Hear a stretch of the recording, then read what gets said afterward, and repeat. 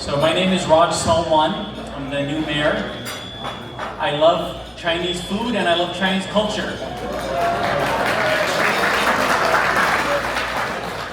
It's a great honor today to introduce a true trailblazer, someone who has served the community selflessly, been a community champion, and someone that has paved the way for many.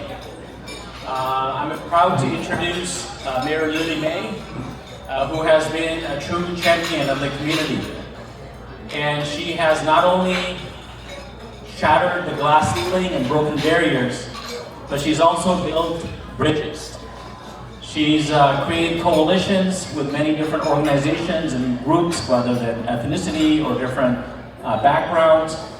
She's also been a great leader in the city of Fremont. Fremont has been the happiest city for 6 years in a row. And 5 years was under Mayor Lily May. Let's give it up for that, for the happiest city.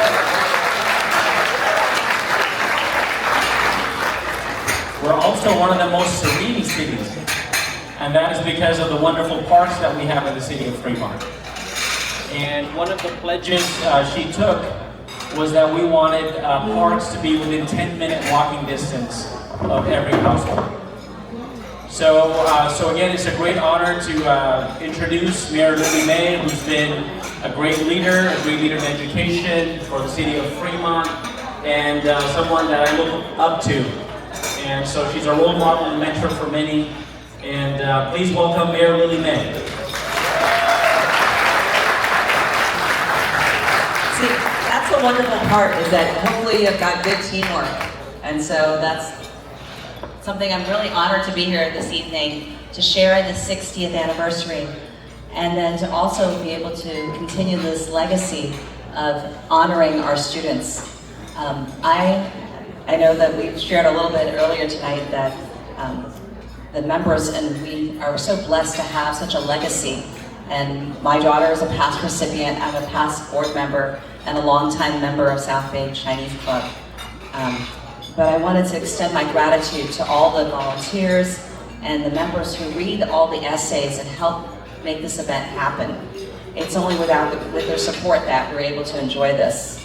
But as I stand here and reflect on the 60th anniversary and also tonight's messaging, I looked at some of the videos and the stories of the people who have come before us. And I know that when we're here, and 60 years may go by very fast, but it's that legacy of that giving back to our communities which helps to make this such an exemplary organization. Like you, I grew up with parents who are immigrants, and I think many of us have those similarities. And I love reading the essays in the past years to see what that brings to the story. But the immigrant's journey is full of a lot of different perspectives of overcoming adversity, of believing in oneself, and sometimes these challenges seem insurmountable. When I was a kid and growing up in Pennsylvania, I was born in Chicago, grew up in Pennsylvania, and at the time period of the Vietnam War era, it seemed like there was a lot of things that people, not knowing the community, would feel Asian hate or other things in terms of xenophobia. And so I think it's very important now more than ever to see our young students, whether they're of Asian heritage or those who are trying to support the culture, not just the food, but the culture too, to be able to share that journey. I see not just the faces in you of the future, but the Fremont community, our country, and our nation as we move forward. I think of how, as a young woman, I was really inspired by the book, The Joy Luck Club, which beautifully wove the story of the immigrants and the struggles and journeys that we face between generations. And now, as I've had the pleasure of serving for 16 years, my son says that when you retired at the end of these 16 years, you actually qualify for senior housing. So I think that tells me a little bit how I crossed different generations. But more recently, here in Fremont, we think storytelling, how important it is, whether it's movies like Dee Dee or Nai Nai Popo. And to be able to share that across our generations, I think is such a blessing. Tonight I want to share with you about the past, the present, and the future. And the past, each of us comes with our hopes and dreams. And recently I've watched some of the films that have shared how important it is to have multi-generational families and to be able to communicate and share the love with one another. They taught us that the world may judge us, but it's up to us to define ourselves and to not be judged just by the community. As a young girl growing up, as I mentioned, I was faced with many challenges, and oftentimes I was bullied for being different. I was literally in a different state. I grew up in Pennsylvania, and you would have said the Chinese girl, and they would have said Lily. And so my brother was the Chinese boy, and so it wasn't incredibly diverse where I grew up. But that's how I learned how important it was for us to be able to stand up and represent our community. And that's important now more than ever. As a child, I also was often bullied, and sometimes when I look at our youth, I see such hope.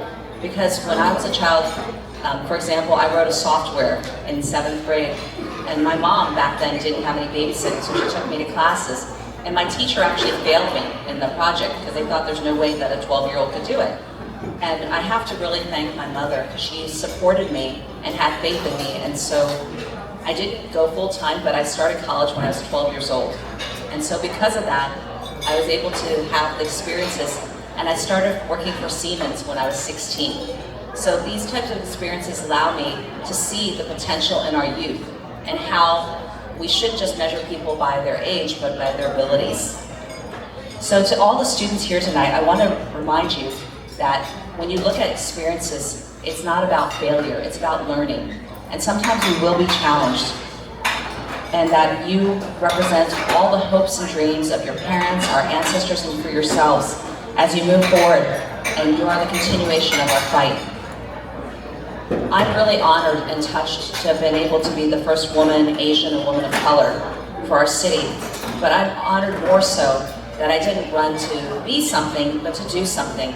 And when I look across today at my council and all of you in the room, I see such hope in looking at, we have the first time ever over the years, majority Asian council.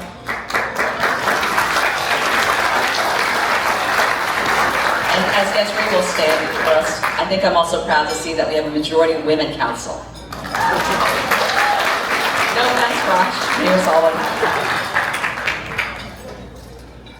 But like you right now, I'm also graduating. I'm coming off of my service of 16 years in office, and I am so touched and moved to have the opportunity to stand on the shoulders of those who came before me. And earlier, we saw some of them in the movie, in the video. And I think about our beloved former Vice Mayor, Steve Cho. I think about our trustees, Anna Mu and Ivy Wu, who are not here with us today. They're still around, but not here with us today in the room. And then even champions that we've had over the years, like Jerry Salvador Lowe, who really helped to make sure that our history is not forgotten.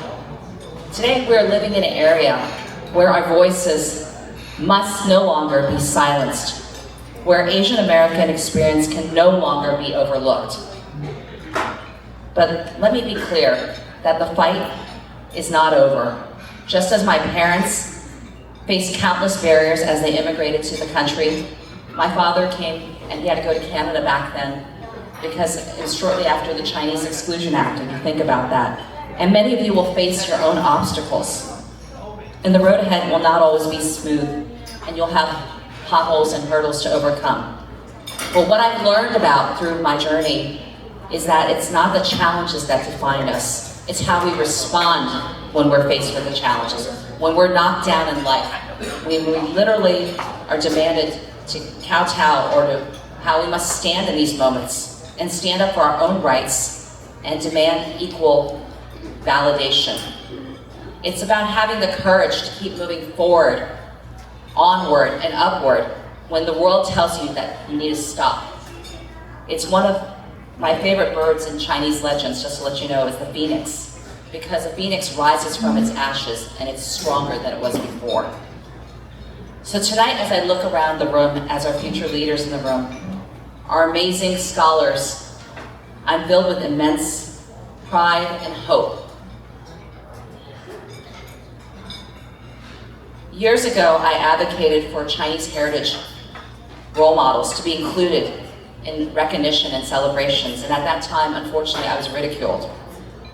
And ironically, during COVID, even now, within our Chinese and Asian communities, we have often been told that we have privilege and that we should remain in the background or not rock the boat and honor our own people. And we have to make sure that people reciprocate and that the same respect. And when they want our ideas, that they truly want to hear them, not that they want to give them their opinions to us. So in closing tonight, I want to challenge you to reject the notion that you need to stay silent or be in the background. I want you to embrace your story, to share it with the community, because your story is just as important as anyone else's.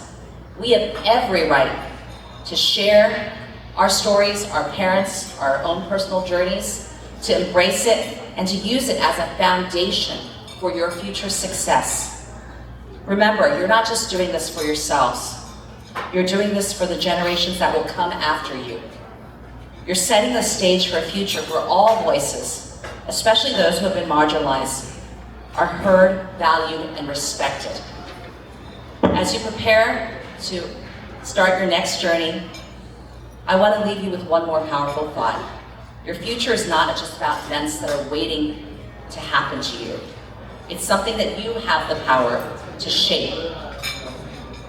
You are the authors of your own story. Like when we looked at those blank canvases and artwork, you create the next story, the next page, and the next chapter.